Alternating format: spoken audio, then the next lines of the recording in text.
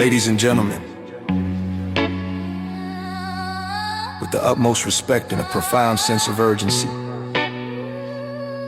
I present this discourse not as a mere rant, but as a clarion call for awakening, a carefully crafted analysis designed to ignite intellectual fervor and dismantle the complacency that grips our nation. This message is to spark the birth of new ideas about empowerment and reform. Why this intense, unapologetic style? Because quiet complaints and polite suggestions have changed nothing. We need a powerful surge of truth to shatter outdated thinking and clear the way for bold, people-centered change. Through vivid examples and unflinching honesty, this presentation seeks to educate, stir the conscience, and remind us that true democracy demands constant vigilance and courage, not passive acceptance. Let us confront an uncomfortable truth. The American people, once celebrated for their strength, ingenuity, and unbreakable spirit, have grown weak, not by nature, but by being trapped in an outdated social system that no longer meets the real needs of its citizens.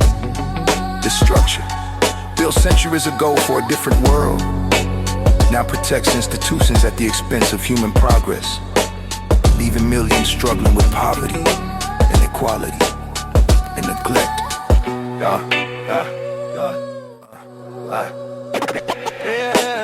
Our country is guided by an entrenched power structure, an elite organization that functions almost like a cult, dominated by elderly leaders who make decisions that affect everyone, yet rarely feel the consequences themselves, while ordinary Americans work long hours for wages that barely cover basic necessities.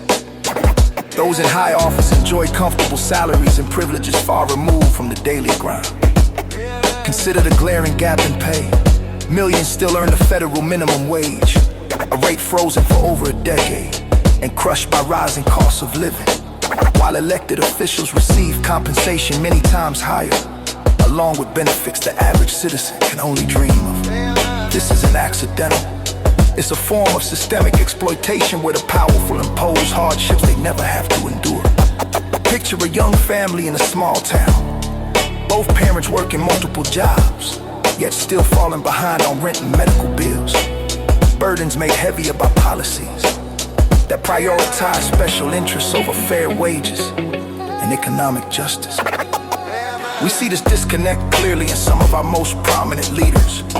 Former President Joe Biden, Senate Leader Mitch McConnell, and current nut job President Donald Trump, all advanced in age, all part of a generation clinging to power with agendas that feel increasingly out of touch. Congress itself remains one of the oldest in history, filled with long-time incumbents who resist change while the world races forward. These leaders have overseen policies, from outdated immigration rules that tear families apart to fines and regulations, punish the poor, that betray the original spirit of the Constitution. We are bound by agreements made hundreds of years before any of us were born. Agreements that now serve more as tools of control than foundations of freedom. This is not a plea for violence, but for a peaceful, determined regime change. A complete refresh of vision and leadership to truly advance America. The stale, self-serving agendas of the past must end quickly and decisively. It's time to retire these figures gracefully, perhaps allowing them to serve as advisors at most, but longer as presidents, vice presidents, members of Congress, or judges. Let younger, more diverse voices take the reins. Leaders who understand today's urgent challenges like climate crisis, rapid technological change, artificial intelligence, and deepening social divides. History shows us it's possible periods of great reform, like the Gebrselassie, came when ordinary people demanded accountability and broke the grip of entrenched interest. Today we see sparks of that same energy and calls for living wages, term limits, and greater representation.